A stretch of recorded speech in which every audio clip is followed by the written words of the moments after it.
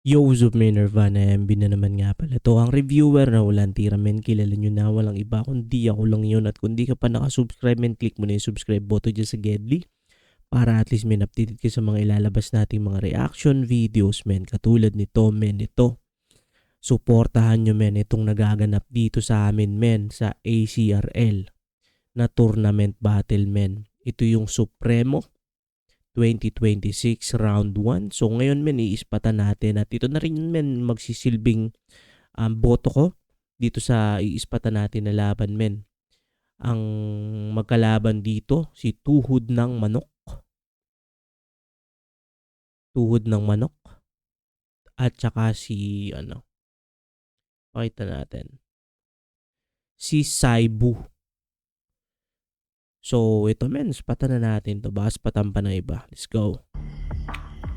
Simple lamang ang preparasyon ko. At yon na yung maghukay ng libingan mo, Saibo. At kung pupunahin mo yung Oo nga pala, men. Ito yung AKA nila, men. Kumbaga, si Tuhod ng Manok, ano siya, men, alter ego. So si Aris talaga yon. So sobrang lupit din nun, men, na MC dito sa ACRL. Tapos ito, men, parang first time ko lang siya mapapanood, si Saibo. Pero let's go. pagbabasa ko sa laban, gusto ko lang ipamukha sa'yo na binabasahan ka na, nilalampaso ka pa. Yo, yo, yo! Grrr, para sa inyo nang galing Wait lang, men. Ito pala, men. Ang pangalan lang pala dito is TNM. So, Tuhod ng Manok, nandito pala. Tapos, Saibu. So, sa right bracket siya. Right side bracket. So, yun, men. Nakakabang-abang itong magkakatapat-tapat dito, men. Solid pa rin to, men. Subscribe kayo, men, ACRL, sa YouTube description naman natin yan. Supportahan nyo yung Facebook nila at yung official YouTube. Subscribe na kayo doon, men, kasi patuloy natin, mga kasamahan talaga natin yan, men, na patuloy, men, na gumagawa, men, ng malulupit na battle, men, online. pang Battle battle record. Island pala to, ang layo, men. Pakinggan natin si This is ACRL, tara na! Wait lang, Babuyan Island, parang alter ego rin pala, no? Si Aris nga pala. Galing pang battle record. Pakinggan natin si This is ACRL, tara na! Sabi niya sa laban niya kay Jamesent, mahihirapan sa akin yung makakaharap ko sa tournament. Ulul, shut up man, tandaang ikaw yung nangailangang lumaban pa sa gym para magpalakas. Habang tingin ko sa'yo pang warm up lang, kaya bakit ako Wait, men. I think to, men, pre-recorded feeling ko yung audio nito. So naalala ko yung laban, first yata namin nagawa ng reaction video ni Padi. Yung laban ni JJ West. So nabanggit ko doon na angas nung parang rap voice niya pagdating. Pero ito, men, no, hindi ko alam, men, kung anong terms and condition dito, kung okay lang ba yun. Since nga yung character kasi ni Tuhod ng Manok is yun nga, parang semi nakamaskara or nakapanyo, nakabandana. Pero I'm not so sure, men. Mukha dong hindi sync para sa akin lang, personal take ko. Mukhang hindi sync yung voice, kaya mapapagkamalan ko talaga siyang pre-recorded, kumbaga. So, medyo nga lang yun. Syempre, pag pre-recorded, alam natin, mas may advantage. Hindi ka machuchok, hindi ka makakalimot, kasi babasahin mo lang, kumbaga, tapos i-record. So, tingnan natin, men, kung all throughout. Mukhang all throughout to, men. Pero sige, tuloy. hirapan? Baliktad yata yung ideya na sa'yo'y magpapalisan na kung sa atin, ikaw tong kakatapos lang sa gym, meaning di ako yung pagpapawisan, wala kang kwentang kapalitan. Sa aking aksyon, sigurado na dapa ka. Isang beses ka pa lamang sumalang dito, Chong, habang 5-0 na record kong inaangat pa. Anong ako mahihirapan? Maling makampante ka at mag-relax ngayon, bitch. bitch, mamaya na yan. Ako na siyang bahala. Linagay ka naman sa tour na kung saan magbabakasyon ka ng maaga. Etong si Saibo, kawawa. Daming punch kung tumatama. Siguradong ayaw nang umamba ng kaniyang smile. Sa lakas ng hit maglalaho tong si Sai, parang yung Koreanong kumanta ng Gangnam Gangnam Style. Style. Kasi pag nawala ka sa liga, okay lang. At least, nabawasan yung tangang certified. At tinatapon din naman talaga yung napanis kasi di ka naman pandighay. Tandaan mo, Sai, hindi ikaw gusto kong makaharap. Madaming deserving sa yung slot. Sana aware kang ihimay na aksaya lamang sa oras ko etong elims kasi nga sayang binigay. Kaya ano, Sai? Huwag magyabang. Wala kang quotable lines, ay sos. Kaya kahit gayahin mo pa pag ni-nameplay ko, mahina pa rin iyong pag-use. Yung wordplay mo ngayon sa pangalan kong Manok, what the fuck? Ako'y hindi na amuse. Habang yung laro ko sa'yo, Saibo, may sapa kaya madali kang na-abuse. Kasi mahina ka. Kaya ba ginagaya mo ko? Para makaiwas sa masakit na kutya? Isipin nyo, ako lang nakamaskara dito pero nang sumali siya, nagtakip din sa muka.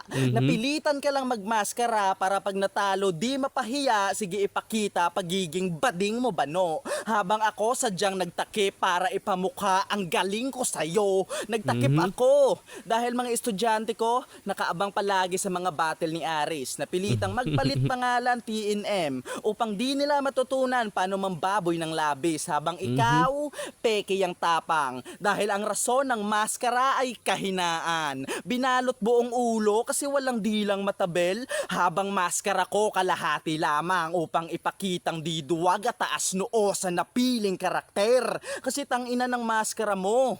Damit na amoy ang hit. Matatawag ba yan na astig? Pota di yata. Ang pangit ng definisyon nyo ng salitang astig sa Laguna.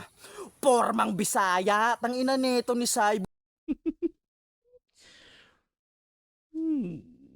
Men, though lagi siyang nagagamit na yung mga formang Bisaya lines, pero still, men, grabe yun, men. Kumbaga, ano na naman, men, shots fired na naman, men, sa mga tropa nating Bisaya dyan. Pero, it is what it is, men. Pero ano yun, men, solid punch yun para sa akin. Udugyot, halatang walang pera kaya dito naglalahok na kisentro. Ang kaso hindi ka ninja o hip-hop, mukha kang maghahakot ng semento. Kasi yung figura mo, pantanga, mata lamang kita. Hoy, di mo to masisindak sa katauhan na bitin. Yung kaharap mo, pumapalag ngipin sa gipin. Di mo pwedeng makuha sa tingin yung kabobohan mo. Ang sakit sa mata. Paano mananalo kung pagkawak sa yung rap na hulmamen? At kung tanging ay mo lang kaya mong pakita, malamang ay drop ka sa tournament. Yo, yo, yo! Okay yun, men, no? Ayaw mo reference, panlagay sa mata. Drop, okay. Men, ito naman, men, si Aris naman kasi talaga, men. Kahit hindi siya alter ego yung ginagamit, men, mas sobrang last din talaga, men. Talagang isa siya sa mga, sa ACRL, men, isa siya talaga sa magagaling dito sa ACRL. Kaya nga ang sarap, kumbaga, makita yung mga match up talaga ng ng ACRL din. After siguro nitong tournament, mangyayari na dun yung like Ares versus Ash Balanom, Ares versus JJ West, Ares versus si sayang nawala na yun si Eli Ramos, no?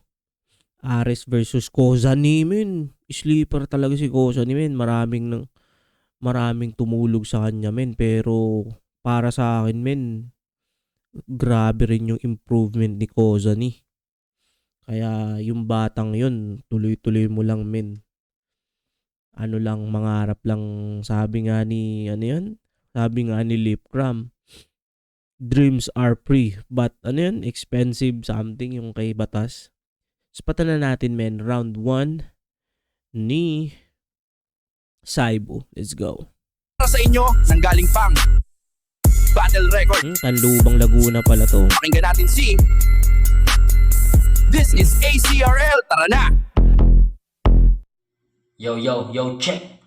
Pinagtapat niya tayo kasi parehas nakamaskara.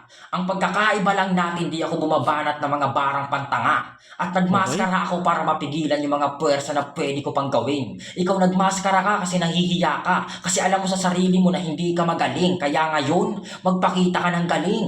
Para naman ikaw yung tanghalin sa tuktok. Kasi mga bara mo malamya.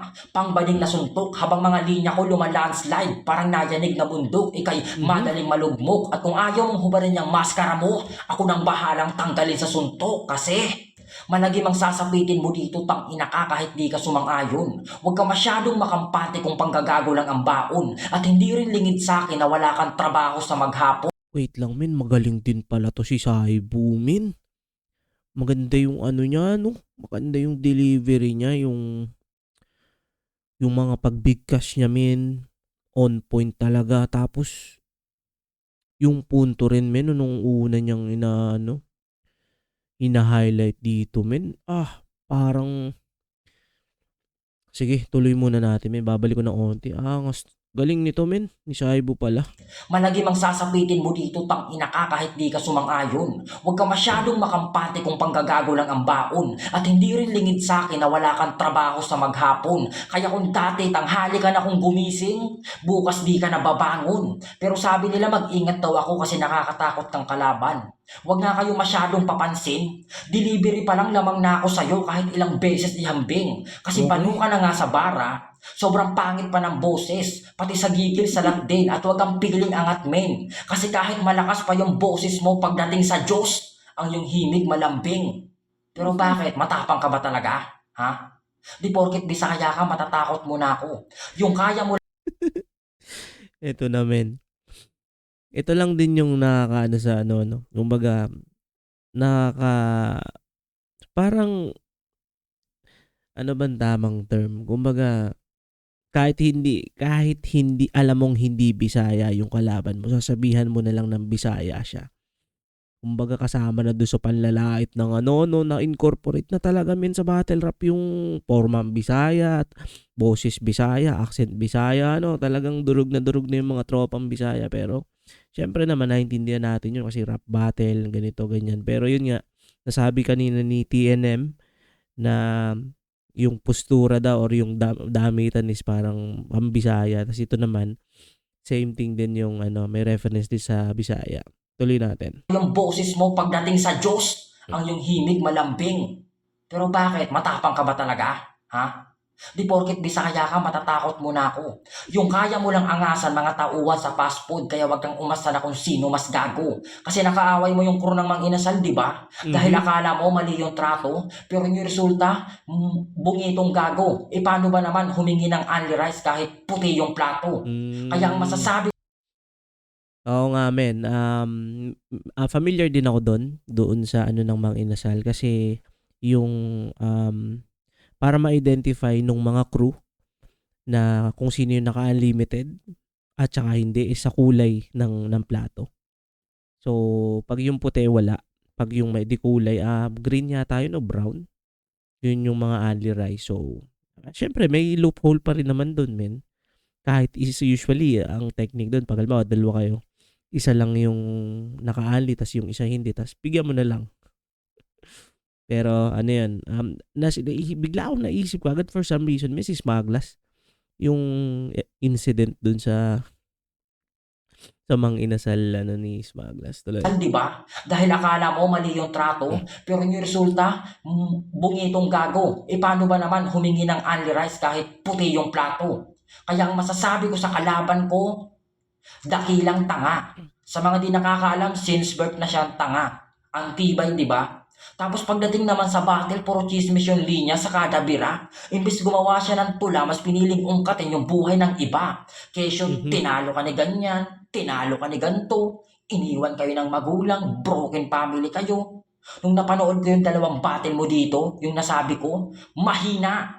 Puro chismis tsaka issue makikita. Akala ko tuloy nanunood ako ng balita. Hoy Bisaya, ayusin mo yung estilo mo kung ayaw mo makarinig ng maraming kantsaw. Hindi yung para sa panalo kung kani-kaninong issue ka makikisawsaw. Tapos pagkatapos ng laban sasabihin batilan daw para sa boto naging balimbing. Sino ka? Si Manny Pacquiao?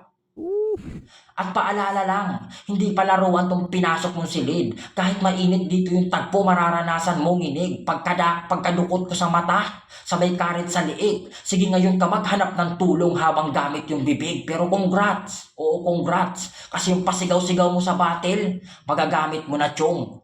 Bakit? Simple lang yung dahilan. Nasa panganib ka ngayon. Okay din tong si Saibo, men. Para sa akin, okay din yung ano niya, men. Yung delivery, yung flow, doon sa, yung references din, men, okay din. May pareho silang reference tungkol sa Bisaya. Though yung kay Aris, medyo konti lang. Yung oras naman is less than 3 minutes. Yung isa sumobra na sa 3 minutes, which is okay lang din. Wag lang susobra dun sa 4 minutes. So ito yung ito yung tanong ko, men. Kumbaga, hindi ko alam kung paano ko siya titimbangin kasi yun nga, yung isa si TNM, yung audio, parang sobrang sure ko na ano siya, pre-recorded. Dito naman kay Saibu, hindi nga siya pre-recorded. However, hindi siya nakatingin dun sa camera. So probably nakatingin siya dun sa binabasa niya. Though yung kay Saibu, onti lang yung parang namali lang ng sobrang onting ano dun eh. Sobrang onti lang yung may parang di naman slip ups. Basta may onti lang dun ako na napuna. Pero yun, hindi ko alam kung paano ko siya ibabalance. Pag sa content naman, parehong ano rin eh, parehong direkta rin eh. At ito si Saibu, marami din siyang kumbaga nasilip din. Siyempre may mga laban na rin si Aris. Paano ba? Ang hirap niya ito Trip ko rin kasi yung ano eh, yung delivery, yung diin nung kay Saibu, yun nga lang parang kung tutuusin, pantay siya when it comes doon sa pre-recorded at yung nakatingin doon sa may tinitingnan, hindi nakatingin sa camera. So,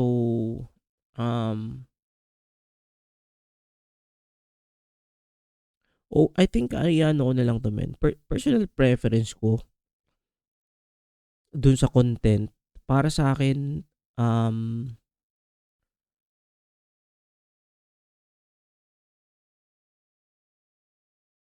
sige, ganito na lang, men. Ilang araw pa naman yon, pag-iisipan ko pa. So, i-comment ko na lang. Ito namang video na to, hindi naman to malalabas ngayon din. Magti-take pa to ng ilang days. So, i-comment ko na lang sa baba kung sino yung napag-isipan ko na napaganda ko. Baka panoorin ko ulit ito, men. Yun lang muna for this video, men. Ingat palagi. Good vibes, subscribes. Peace.